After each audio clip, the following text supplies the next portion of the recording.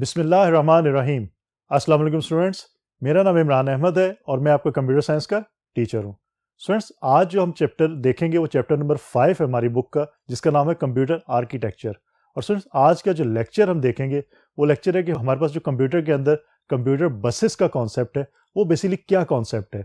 हम देखेंगे कि कंप्यूटर बस किस तरह यूज़ होती है, उसकी टाइप्स कौन कौन सी हमारे पास मौजूद है और उसको हम किस तरह यूज़ कर सकते हैं। तो स्टूडेंट्स, आइए फॉर्मली आज का लेक्चर स्टार्ट करते हैं। तो स्टूडेंट्स, जिस तरह मैंने आपको बताया कि हमारा चैप्टर नंबर 5 है और इसका जो नाम है कंप्यूटर आर्किटेक्चर, और इसके अंदर आज जो हम चीज़ पढ़ेंगे दैट इज़ कंप्यूटर बस। स्टूडेंट्स, याद रखिएगा ये वो बसेस नहीं है जो रोड पे आपको नज़र आती हैं, ये कंप्यूटर बसेस हैं और ये बेसिकली पाथ्स हैं जहाँ से डाटा आपका ट्रांसमिट होता है एक कंपोनेंट से दूसरे कंपोनेंट तक। तो इसको पाथ के कॉन्सेप्ट को ज़हन में रखिएगा कि computer buses are basically paths. All the components of a computer are connected with a set of parallel lines. Students, basically जितने भी कंपोनेंट्स आपके कंप्यूटर के अंदर मौजूद हैं, मीन सीपीयू आपका हो गया, उसके साथ आपकी मेन मेमोरी होगी या आईओ डिवाइसेस होगी, वो तमाम कंपोनेंट्स आपस में पैरेलल लाइंस के थ्रू कनेक्ट हैं। उनको हम पाथ्स का नाम भी दे सकते हैं और these parallel lines are called computer buses. All these lines are used to transfer data in the form of bits from one component to another component. These lines are called buses. और students, ये बात तो आपको पता है कि आपके जो कंप्यूटर्स हैं उनके अंदर आप जो डाटा प्रोसेस करते हो, जो ट्रांसमिट करते हो, वो डाटा सिर्फ और सिर्फ बिट्स की शक्ल में ट्रांसमिट होता है। और बिट्स आपको पता है कि वो 0 और 1 की फॉर्म में होती है या उसका कम्बिनेशन होगा, उसके अलावा कोई और फॉर्म में डाटा जो ट्रांसमिट नहीं हो सकता। तो आपकी जो पैरेलल लाइंस है इसके ऊपर आपके बिट्स जो है वो ट्रांसमिट होती हैं from one component to another components, और इन लाइंस को आप बस का नाम देते हैं। Generally a computer has more than one बस इंटरकनेक्शन। और सिंस जनरली ये होता है कि आपके जो कंप्यूटर्स के अंदर डिफरेंट कंपोनेंट्स को आपस में कनेक्ट करने के लिए जो बसेस यूज़ होती है वो सिर्फ एक बस नहीं होती, वो डिफरेंट बसेस होती है। स्टूडेंट्स, इसकी मैं सिंपल एक रियल टाइम एग्जांपल आपके साथ शेयर करना चाहूँगा। अगर स्टूडेंट आप ये देखते हैं कि लाहौर से अगर आपने इस्लामाबाद ट्रैवल करना है तो आपके पास कितने रास्ते मौजूद हैं। आप मोटरवे के थ्रू भी जा सकते हैं, आप जीटी रोड के थ्रू भी जा सकते हैं। तो बेसिकली आपके पास दो मेजर जो रास्ते हैं या पास अवेलेबल है। तो इसी तरह एक कंपोनेंट से दूसरे कंपोनेंट तक डाटा ट्रांसमिट करने के लिए कंप्यूटर्स के अंदर भी हमारे पास डिफरेंट पाथ्स जो अवेलेबल होते हैं, उन पाथ्स को हम बसेस का नाम देते हैं। तो ये बात याद रखिएगा।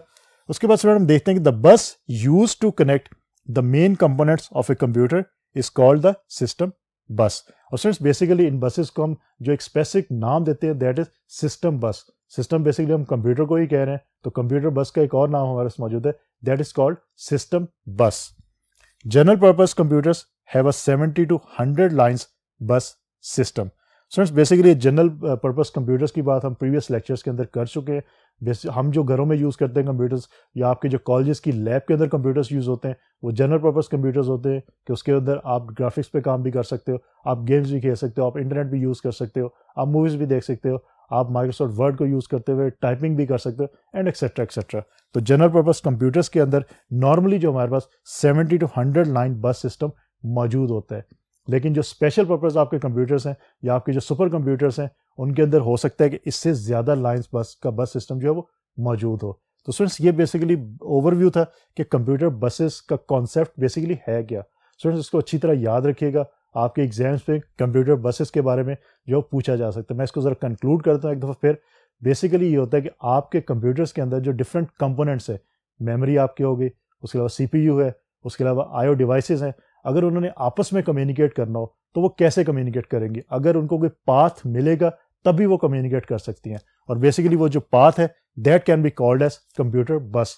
ये लाइंस होती हैं, पैरेलल लाइंस बनी हुई है आपके कंप्यूटर्स के अंदर। अगर आप देखना चाहते हैं तो आप अपने कंप्यूटर्स के जो मदरबोर्ड है उस पर आप देख भी सकते हैं, ये पैरेलल लाइंस मौजूद हैं जो आपस में एक और दूसरे जो कंपोनेंट्स है उनको आपस में कनेक्ट करती हैं। उसी के थ्रू आपका जो डाटा है वो एक कंपोनेंट से दूसरे कंपोनेंट तक ट्रांसफर होता है। तो स्टूडेंट्स, ये बेसिक कॉन्सेप्ट था कंप्यूटर बसेस का। हम अब आगे नेक्स्ट बोर्ड पे चलते हैं और ये देखते हैं कि इसकी हमारे पास टाइप्स कौन कौन सी मौजूद हैं और वो किस तरह काम करती हैं। Let's see. सो स्टूडेंट्स, हमारे पास जो टाइप्स हैं सिस्टम बस की that is first one is control bus, second is data बस एंड थर्ड इज एड्रेस बस। ये तीनों टाइप्स स्टूडेंट्स याद रखिएगा, आपके एग्जाम से पूछी जा सकती हैं कि सिस्टम बस की टाइप्स कौन कौन सी है। तो कंट्रोल बस, डाटा बस एंड एड्रेस बस। तो ये आपको इन शॉर्ट आप कंट्रोल, डाटा एंड एड्रेस। तो ये याद रखिएगा, CDA, control bus, data bus and address bus. तो सबसे पहले हम ये देखते हैं कि कंट्रोल बस की क्या फंक्शनलिटी है और वो किस तरह काम करती है। These lines are used to transmit different commands from one component to the other. Students, एक कीवर्ड आपने याद रखना है जो कंट्रोल बस के पॉइंट ऑफ व्यू से, कमांड्स का, कि कंट्रोल बस के ऊपर कमांड्स ट्रांसमिट करती है, डेटा ट्रांसमिट नहीं करता, ना ही डेटा से रिलेटेड जो एड्रेस होता है वो ट्रांसमिट होता है। सिर्फ और सिर्फ कमांड्स, एक कंपोनेंट से दूसरे कंपोनेंट से जो कमांड्स भेजी जाती हैं वो कमांड्स आपकी जो है वो कंट्रोल बस के ऊपर ट्रेवल करती हैं। उसकी एग्जांपल यहाँ मेंशन है। अगेन एक दफ़ा दोबारा मैं इसको बोल देता हूँ कि कमांड्स जो ट्रेवल करती हैं आपकी एक कंपोनेंट से दूसरे कंपोनेंट तक, वो आपकी कंट्रोल बस के थ्रू कमांड्स जो ट्रेवल करती हैं। तो बेसिकली इसकी जो एग्जांपल है, if the CPU wants to read data from the main memory, simple, अगर आपका सेंट्रल प्रोसेसिंग यूनिट वो मेन मेमोरी से कोई डाटा रीड करना चाहता है, और मेन मेमोरी की हम अभी बात कर चुके हैं प्रीवियस लेक्चर्स के अंदर कि मेन मेमोरी हमारी जो रैम की हम बात करें, रैंडम एक्सेस मेमोरी की बात, कि अगर CPU रैम से कोई डाटा रीड करना चाहता है, it will use the control bus to send memory read command. तो सबसे पहले क्या होगा कि मेमोरी के अंदर जो इंफॉर्मेशन मौजूद है उसको रीड करने के लिए आपका CPU एक कमांड सेंड करेगा मेमोरी को। उस कमांड को मेमोरी रीड कमांड का नाम देते हैं। वो कमांड आपकी जो कंट्रोल बस के ऊपर ट्रेवल करेगी, और it will use the control bus to send memory read command to the main memory of the computer. तो इसका ये मतलब है कि आपकी जो मेमोरी रीड की कमांड है जो CPU सेंड करेगा मेमोरी को, वो बेसिकली कंट्रोल बस के थ्रू जो मेमोरी तक पहुंचेगी। अब जब डाटा रिप्लाई में आएगा या डाटा सेंड किया जाएगा, वो डाटा बस के थ्रू होगा, उसकी मैं आगे चल के बात करता हूँ। तो याद रखिएगा, कमांड जो है वो आपकी कंट्रोल बस के ऊपर ही ट्रेवल करती है। सेकेंड एग्जाम्पल हमारे पास, व्हेन CPU या central processing unit gives a command memory right. पहली एग्जाम्पल में हमने मेमोरी रीड की कमांड को देखा, इसमें हम देख रहे हैं memory write. When a CPU gives a command memory write to the main memory, the memory sends an acknowledgement signal back to the CPU after writing data successfully। Mean acknowledgement अगर send करनी हो, अब यहाँ पे ये हो रहा है कि CPU जो है वो उसने कमांड सेंड की आपकी मेमोरी को, मेमोरी राइट की कमांड, और उसके बाद जब सक्सेसफुली मेमोरी के अंदर राइट हो जाएगा कुछ, उसके बाद एक्नॉलेजमेंट अगर सेंड करनी है मेमोरी ने, तो वो आपकी कंट्रोल बस के थ्रू ही सेंड की जाएगी। तो स्टूडेंट्स, और भी हमारे पास कमांड्स मौजूद है, आपकी बुक के अंदर काफ़ी सारी कमांड्स मौजूद हैं, उनकी हमारी डिटेल भी लिखी हुई है। यहाँ पे सिर्फ मैंने दो की एग्जांपल आपको दे दी, मेमोरी रीड कमांड और मेमोरी राइट कमांड। लेकिन ये बस याद रखनी है और हमेशा इसको पल्ले से बांध के रखना है कि कमांड्स आपकी जो है कंप्यूटर्स में एक कंपोनेंट से दूसरे कंपोनेंट तक अगर ट्रैवल करना है कमांड्स ने, तो वो कंट्रोल बस के थ्रू ट्रैवल करती हैं। वो ना तो डेटा बस के थ्रू ट्रैवल करती हैं और ना ही आपकी वो एड्रेस बस के थ्रू ट्रैवल करती हैं। तो स्टूडेंट्स, उसके बाद हम ये देखते हैं कि हमारे पास जो सेकंड है type, that is data bus. Again नाम से आपको अंडरस्टैंड हो रहा है कि डेटा बस ऐसी बस जिसके अंदर डाटा जो है वो ट्रांसमिट हो रहा है, मीन डाटा सेंड हो रहा है। इसमें आपकी कमांड सेंड नहीं होगी इस बस के थ्रू, इसमें डाटा सेंड होगा। ये सिंपल एग्जांपल इसकी स्टूडेंट इस तरह ले सकते हैं कि अगर फॉर एग्जांपल मोटरवे के ऊपर आप ये देखते हैं कि 3 लेन्स बनी हुई हैं। फर्स्ट लेन जो वो फास्ट लेन कहलाती है, उस पर आपकी बहुत ज़्यादा स्पीड पे जो गाड़ी या जिससे किसी ने ओवरटेक करना है गाड़ी ने, वो व्हीकल्स या गाड़ियाँ उस लेन पे सफ़र करती हैं। सेकंड लेन के ऊपर आपकी जो कार्स हैं जो नॉर्मल स्पीड पे ट्रैवल करती हैं वो ट्रैवल करती हैं, वो यूज़ करती हैं सेकंड लेन को। और थर्ड लेन जो है द मोस्ट लेफ्ट साइड पे जो लेन होती है उसको आपके ट्रक्स या बसेस उसको यूज़ करती है। अब स्टूडेंट्स, बेसिकली कहा जाता है कि मोटरवे के ऊपर जो बसेस हैं वो फर्स्ट लेन में नहीं आ सकती, वो सिर्फ और सिर्फ थर्ड लेन को ही यूज़ करेंगे। इसी तरह जो आपके सिस्टम बस के अंदर डिफरेंट लाइंस अवेलेबल हैं, उन लाइंस को भी कैटेगराइज कर दिया गया है। वो कैटेगरीज पे कैसे उसको डिवाइड किया गया, कुछ लाइंस कंट्रोल बस के लिए स्पेसिफिक कर दी गई कि इसके ऊपर सिर्फ कमांड्स ही ट्रैवल करेंगी, कुछ डेटा बस के लिए इसके ऊपर सिर्फ डेटा ही ट्रैवल करेगा, और कुछ जो है वो एड्रेस बस के लिए कि इसके ऊपर सिर्फ एड्रेसेस ही ट्रैवल करेंगे। तो इस तरह इसको कैटेगराइज कर दिया गया, तो इस तरह आपको समझने में भी आसानी रहेगी। तो let's see data bus. On the system बस 32 to 64 lines are reserved to transfer data from one component to other. Basically students, normally 32 to 64 lines होती है, लेकिन ये वेरी करता है आपके कंप्यूटर आर्किटेक्चर पे, कुछ में ये ज़्यादा भी होती है, कुछ में ये कम भी हो सकती है। तो नॉर्मली जो हमने एवरेज लिया कि 32 to 64 लाइंस जो है वो रिजर्व होती हैं डाटा के लिए, कि इतनी लाइंस के ऊपर आपका डाटा जो है वो ट्रांसमिट होता है एक कंपोनेंट से दूसरे कंपोनेंट तक। 64 line data bus can transfer 64 bits of data simultaneously. अब स्टूडेंट्स, इसका मतलब क्या है? फॉर एग्जांपल 64 बिट लाइंस है, तो 64 बिट लाइन के ऊपर आपका 64 बिट्स जो एक ही वक्त के अंदर मीन सिमिल्टेनियसली जो है वो ट्रैवल कर सकती हैं एक कंपोनेंट से दूसरे कंपोनेंट तक। इसी जिस तरह मैंने अभी एग्जांपल दी मोटरवे की, उसमें आपकी 3 लेन्स बनी हुई है, तो एट अ टाइम आपकी 3 जो व्हीकल्स हैं वो ट्रैवल कर सकती हैं फ्रॉम सोर्स टू डेस्टिनेशन। अगर लाइन 2 होती तो एट अ टाइम जो सेम टाइम के ऊपर 2 व्हीकल्स कर सकती थी, अगर लाइन 1 होती तो एक ही व्हीकल ट्रांसमिट हो सकती थी। अब यहाँ पे आप ये आइडिया कर सकते हैं कि अगर लाइन्स आप इंक्रीज करते जा रहे हैं तो आपकी ज़्यादा व्हीकल्स जो है वो सोर्स से डेस्टिनेशन तक पहुँच सकती हैं। आप लाइन्स रिड्यूस करते जा रहे हैं तो कम व्हीकल पहुँचेगी। स्टूडेंट्स, इसी तरह आपके जो कंप्यूटर्स है, so width of data bus has a direct impact on the performance of the computer. तो स्टूडेंट्स, डेटा बस की जो विड्थ है वो उसका डायरेक्ट इम्पैक्ट पड़ता है कंप्यूटर की परफॉर्मेंस के ऊपर। जितनी लाइन्स ज़्यादा होंगी उतना आपको डेटा रेट फास्ट मिलेगा, जितनी लाइन्स कम होंगी उतना डेटा रेट आपको कम मिलेगा। लाइक 64 लाइन्स की बात हो रही है तो 64 बिट्स ऑफ डेटा एक वक्त में एक कंपोनेंट से दूसरे कंपोनेंट तक ट्रांसमिट हो सकती हैं।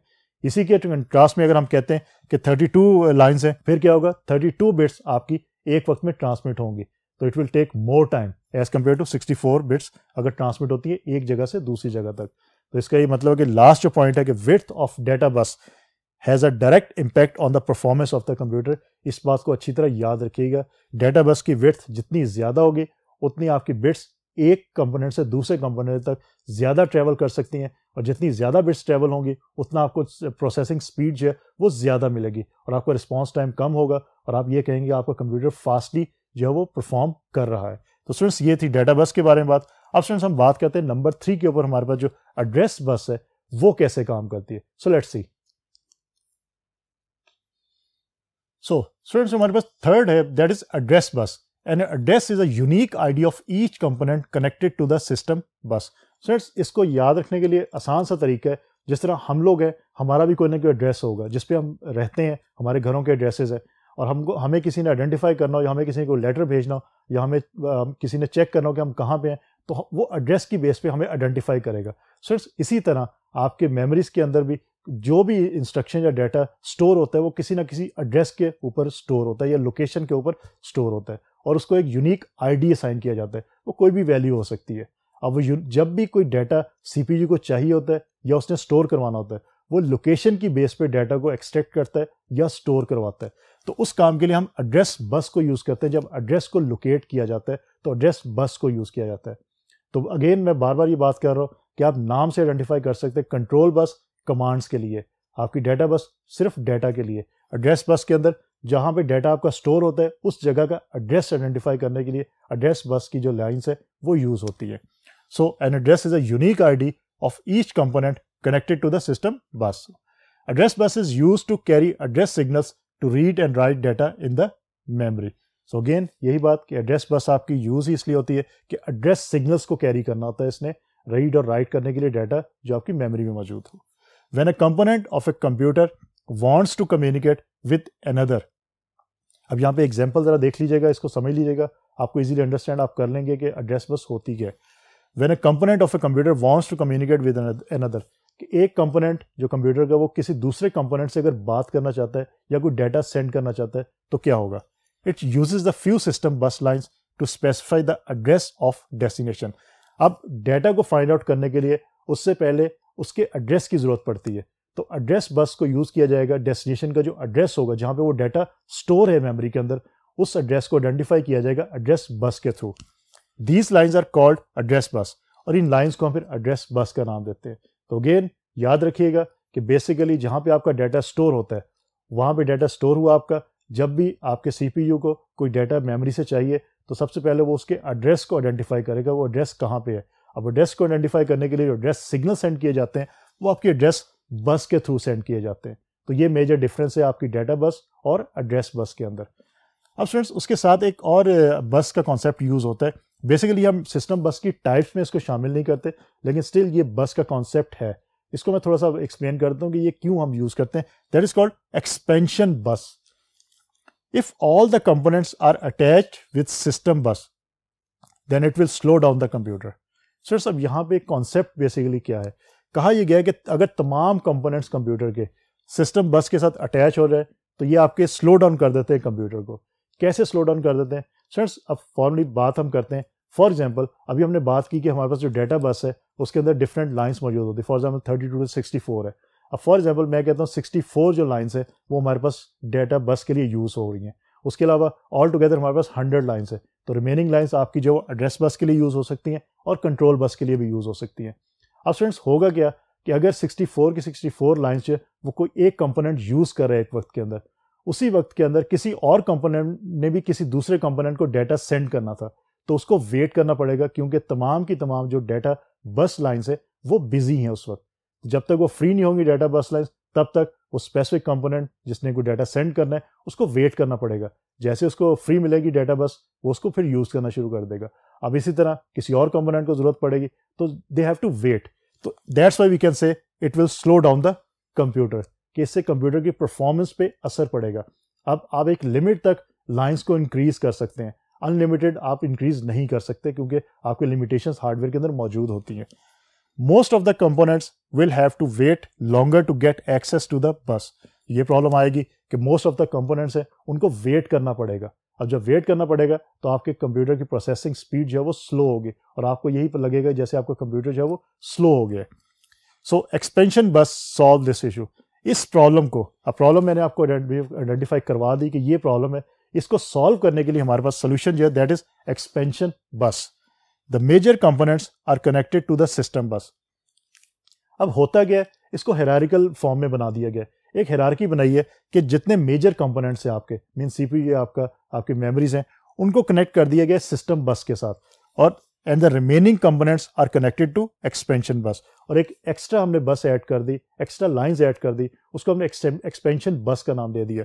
और जो हमारे मेजर कंपोनेंट्स नहीं है उनको हमने एक्सपेंशन बस के साथ अटैच कर दिया। And the expansion bus is connected to the system bus. और फिर जो एक्सपेंशन बस है उसको हमने सिस्टम बस के साथ कनेक्ट कर दिया। अब ये हायरार्की बन गई।